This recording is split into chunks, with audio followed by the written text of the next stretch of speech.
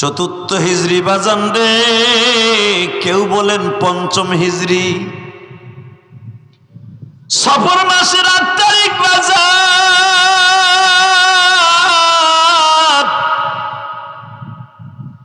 জীবনে আর কোনদিন আমার এতিম নবী এর পরের থেকে আর গোশত, শক্ত গোশত চাবাই খেতে পারেন না। এই যে সেই সফর মাস গো বাবা, ভালো করে বুঝো। সফর মাসের ৮ তারিখের পরের থেকে মা আয়েশা বলেন, আমি আমার এতিম নবীর কাছে পেয়ালার মধ্যে নরম নরম গোশতগুলো ভুনা করে, কালো ভুনা করে পাকাইয়া প্রেজেন্ট করতাম। নবী আমার নরম নরম গোশতগুলা মারির দাঁত দিয়ে চাবাই চাবাই খাইতেন। যখনই হাড্ডিওয়ালা গোশতগুলা নবী সামনের দাঁত দিয়ে চিবাইতে যাইতেন গো, নবী আমার দাঁত দুইটা ধরিয়া বসে বসে কাঁদতেন আর বলতেন, আয়েশা গো।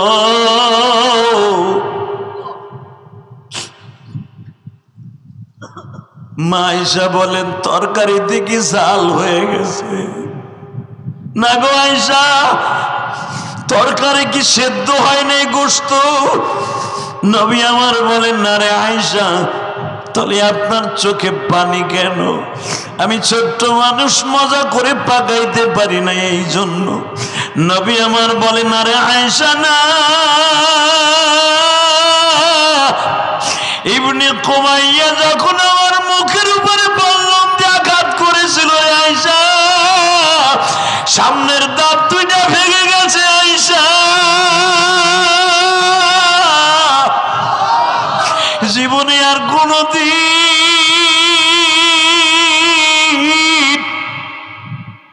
মজা করে গোশতের হাড্ডি গুলা চাবাইয়ে খেতে পারবো কিনা জানি না। আয়েশা, কিয়ামতের মাঠে তুমি সাক্ষী দিও আমার উম্মতের সামনে। কুলিয়ার সর বড় বরকার সর উম্মত গুলো আমার এই দাঁত ভাঙার কথা শুনিয়া কাঁদবে রে আয়েশা।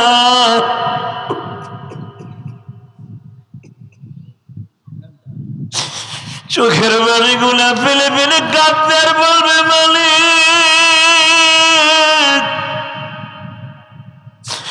তোমার নবীর দাঁত ভেঙে গেল, যে ইসলামের জন্য, যে কোরআনের জন্য। আজকে আমার নবীর আজকে মরুভূমির গুন্ডা কইয়া গালি দেয় আসাদুর। আওয়ামী লীগের বন্ধুরা, বিএনপির বন্ধুরা, জামাতের বন্ধুরা, জাতীয় পার্টির বন্ধুরা, আমি জানি না কে কোন দল করবো, শুধু একটা দীপ্ত কণ্ঠ আওয়াজ দিয়ে আমার নবীরে দেখায় দাও।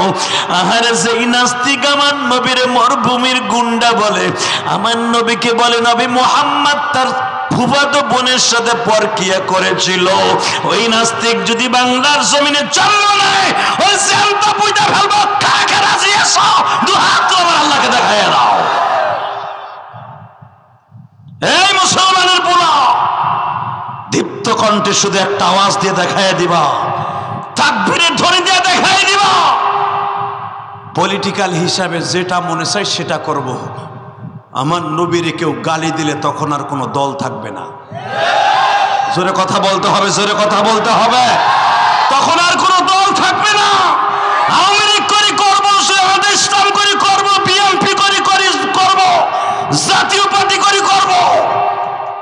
নবীর এসে গালি দিবে, ওরে জানতা বালুর মধ্যে গাইরে রাখবো। রাজি আসো না নাই? দেখি একবার মাহফিলের মাঝখান থেকে আল্লাহ কিছু হাত তোলা একটা যুবক দেখায় দাও।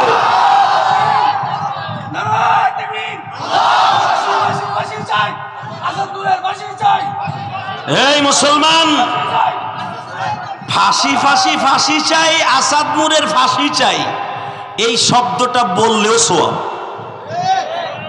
জানেন এই আসাদ নূর কিভাবে নবীর আক্রমণ করেছে? যদি আসাদ নূর কোনোদিন বাংলার জমিনে আসে, মানে প্রধানমন্ত্রীও যদি জানে যে বাংলাদেশ আইছে, মানে প্রধানমন্ত্রী একজন ধর্মভীরু মহিলা, সে মুসলমান, সেও নবীর দরদ আছে না নাই? ওই এয়ারপোর্ট দিয়ে নামলে মনে হয় বলবে, ওরা জায়গা এয়ারপোর্টের ভিতরে গাইরে রেখে দে। কথা বলেন না কেন? আরো জোরে বলতে হবে, মুসলমানের পোলা। আমার নবী মরুভূমির ঢাকায় ছিল, আমার নবী জায়নব বিনতে জাহাসের সাথে পরকিয়া করছে না?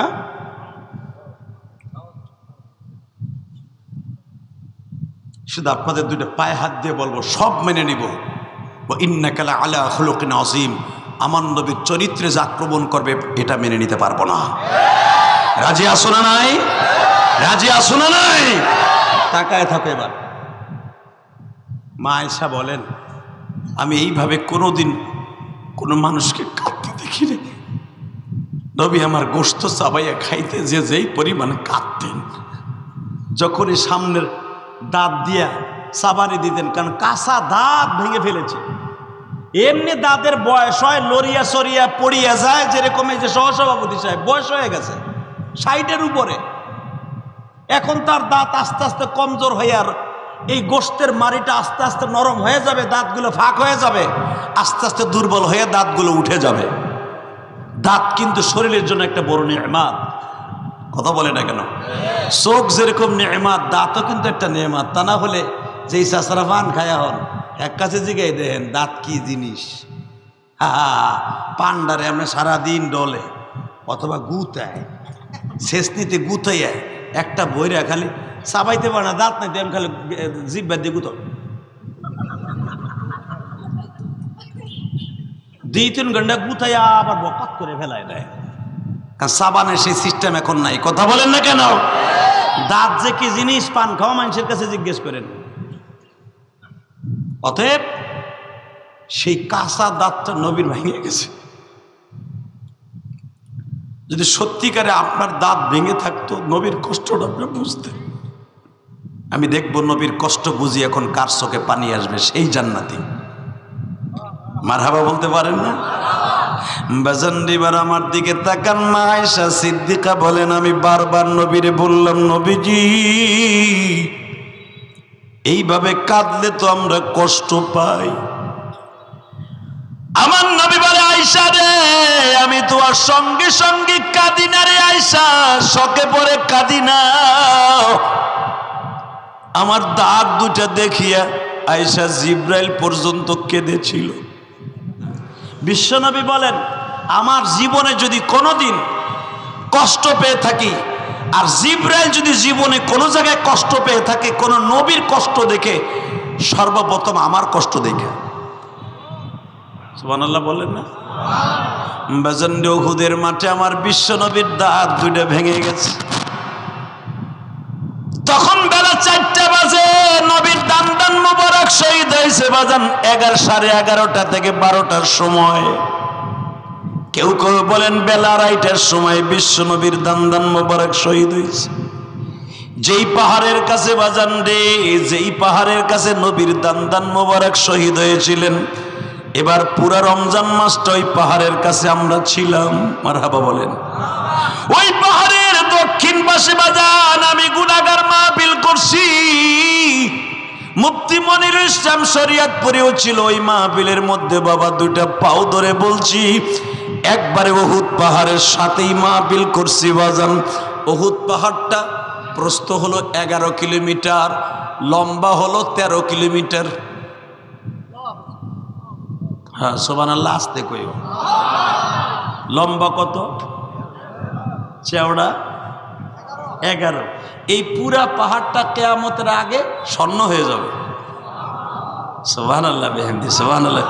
13 কিলোমিটার লম্বা, চওড়া হলো 11 কিলোমিটার, আর জমিন থেকে 450 ফুট উঁচা। 450 কিলোমিটারে কয়শো তালা হয় কন্ত? এক তালা যদি জমিন থেকে ধরেন, প্রথম তালা নিচতলা হয় 12 ফুট, এরপরের থেকে 9.5-10 ফুট করে এক এক তালা। আর হিসাব করেন কয়শো তালা। 450 ফুট যদি হয়, হ্যাঁ তো কত তালা হয় কন্যা গে? সুবহানাল্লাহ বিহামদি। এই তো হিসাব করে দেখেন কতশো ফুট এক তালা হয়। এত বড় তালা, উহুদ পাহাড়ের উঁচা,